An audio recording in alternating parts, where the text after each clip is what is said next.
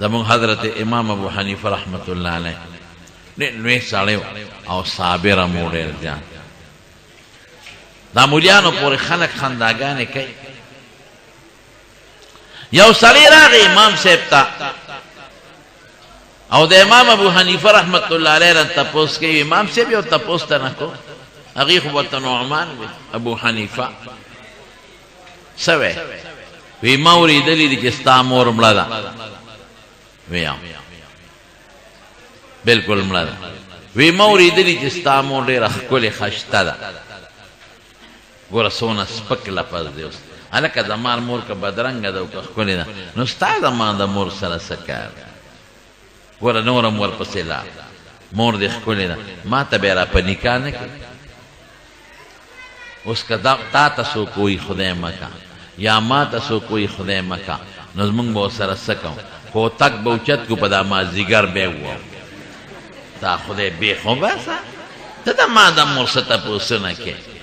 او غصه به شم زما مور ته غواړې ته دې مور راوله ما ته په نکاح ته دې خور راوله ما ته په نکاح ته دې دا ښځه طلاقه کوو ما ته ولې غصه به هم داسې کوو امام صاحب ډېر صابر د صبر یو خبره درته کوم یو سړی راغی امام صاحب ته وایي امام صاحب دا انسان دا غټ او دسمات خوږ دی که تریخ دی اوس دام څه تپوس دی خوږ دی که تریخ امام صاحب خو صابر هغه ورته وایي چې تازه نو خوږ دی او چې کله اوچ شي نو تریخ دی اوس که ماله چې دا تپوس وکړه د اکثر طالبانو ته ویم که ماله چا تپوس وکړه چې صاحب د انسان او دسمات تریخ دی ښه خوږ نو ماله جواب راځي زما جدا جواب د امام صاحب جدا زه به ورته د لیټرین دروازه کولاو کوم چې ورننوځه او ښه ډېر وکړه او 3 قاشوغې وخوره مونږ ته به مال ووایې تجربه پې وکړه که دا مسله خو ما ته نه ده معلومه او ستا پکې غرض دی چې ته ما نه تپوس کوې چې خوږ دی که تریخ نو ستا پکې غرض دی څه ماجون به تې جوړی زما په خیال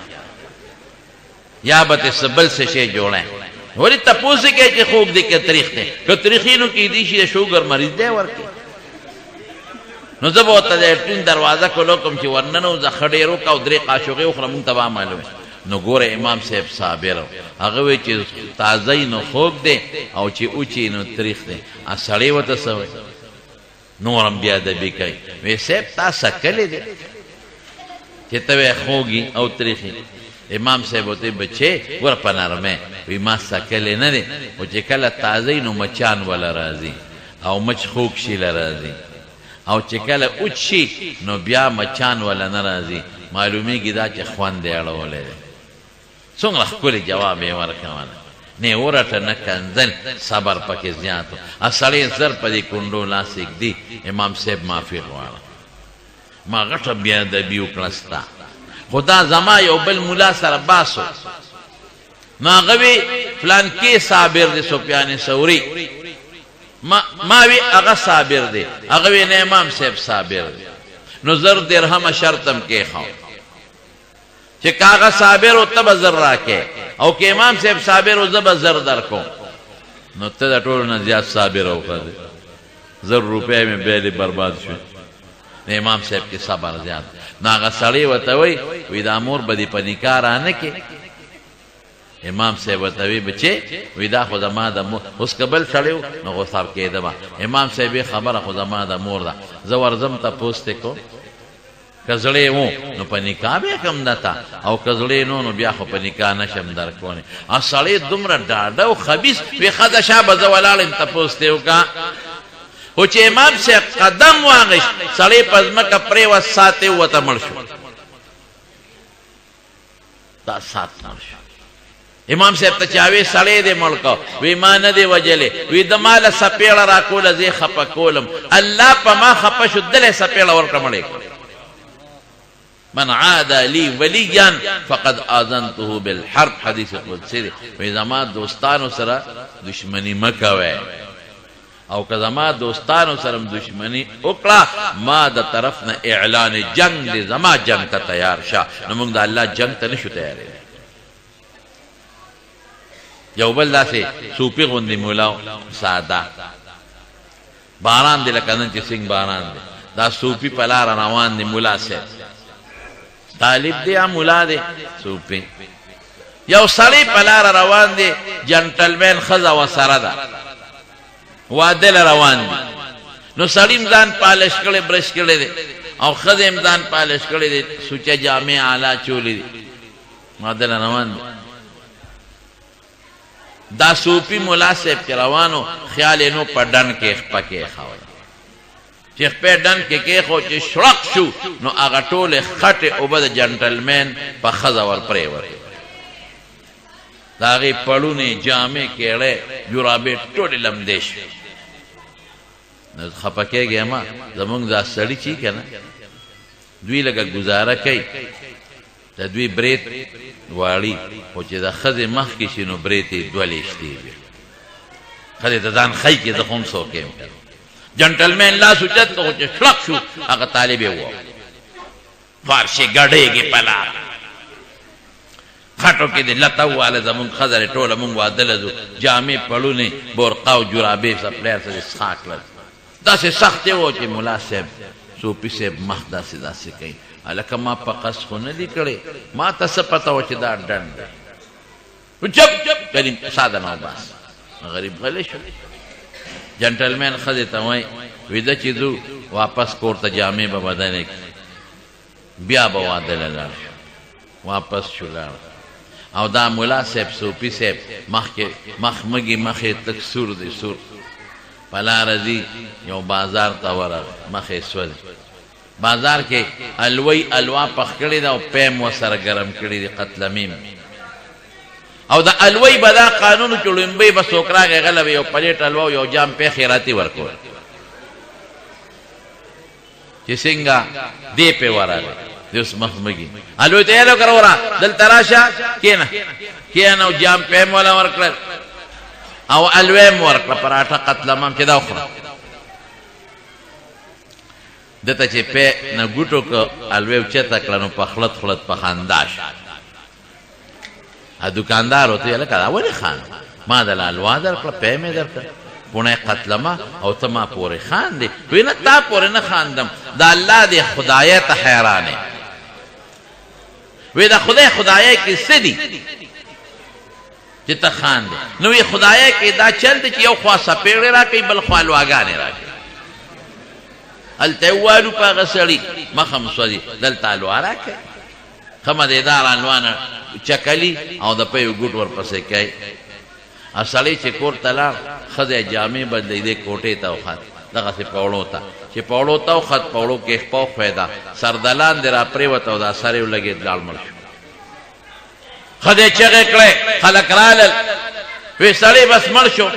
وی دا یو فقیر یې په ملا صاحب یې په سپېړه والی د هغه خیرې کړي د هغه خیرې کړي ورشئ معافي ترې وغواړئ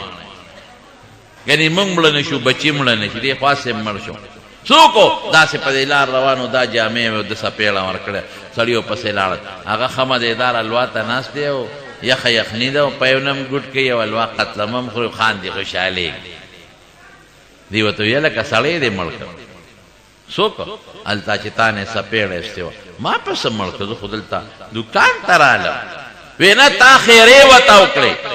پوړو نه را پرېوت مړ شو هغه وی ما خیره نه ده کړې قسم دې که مې کړې خو هغه ماله سپېړه را کړه په ما الله خفه شو هغه له سپېړه ورکړه د الله سپېړه داسې و چې هغه خدای ته ورسېد